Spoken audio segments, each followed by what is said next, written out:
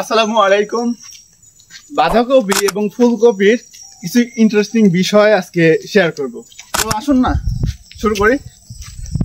Interesting বিষয়টা হলো মাটির প্রসেস। বাঁধাকপি ফুলকপির জন্য মাটির প্রসেস করা কেন গুরুত্বপূর্ণ এবং মাটির প্রসেসটা কিভাবে করতে পারি সেই টপিকটা নিয়ে থাকবে আজকের ভিডিও। কপির জন্য মাটির প্রসেসটা খুবই গুরুত্বপূর্ণ, কারণ মাটির প্রসেস 100% যদি না করা হয় কপির ফলন 100% পাবেন না।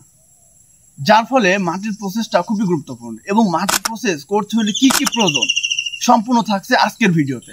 ফার্স্টলি থাকছে জৈব সার এবং তার সাথে থাকছে রাসায়নিক সার।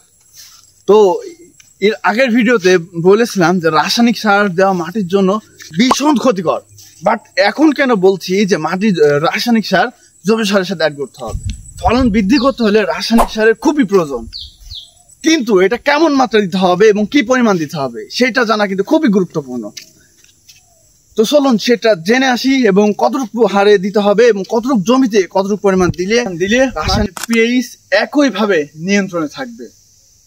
সারা রোপণ থেকে একদম ফলন হারভেস্টের শেষ তারিখ পর্যন্ত মাটির পিএইচ এবং মাটি থেকে পুষ্টি উপাদান বা গাছে গ্রহণ করতে পারবে। রাসায়নিক সার এমন ভাবে দিতে হবে যেন মাটির পিএইচ একইভাবে স্বাভাবিক থাকে। আপনার একদম দুশ্চিন্তা মুক্ত থাকছে এই ভিডিও। তো ফার্স্টলি যখন জমি প্রস্তুতি করবেন বা চাষ করবেন, সর্বপ্রথম আপনার করণীয় থাকবে জৈব সার। পার বিঘাতে 200 কেজি হারে জৈব সার ব্যবহার করা। বাঁধাকপি এবং ফুলকপির প্রথম চাষে বা দ্বিতীয় চাষের ভিতরে জমি প্রস্তুত করার সময় দিতে হবে। প্লাস এর সাথে ব্যবহার করতে হবে রাসায়নিক সার। এবং কেমন মাত্রায় দিতে পারেন? রাসায়নিক সার টিএসপি দিতে হবে 40 কেজি পার বিঘাতে। এমওপি দিতে হবে 30 কেজি পার বিঘাতে। এখন আসতে পারেন যে পার বিঘা কত শতাংশে বিঘা? পার বিঘা 33% বিঘাতে এটা ব্যবহার করতে হবে। দেন রোটন 2 কেজি প্লাস দানাবিষ 1 কেজি এবং ল্যামডা সায়োলেথিন 200 মিলি। বাট এইটা দিলেই কি হবে, নাকি এর সাথে আরো অ্যাড করতে হবে, আরো দিতে হবে? সো রাইট, এর সাথে আরো দিতে হবে, যেমন magnesium sulphate, zinc, gypsum, trichoderma. Oh no, এই ট্রাইকোডার্মাটা কি?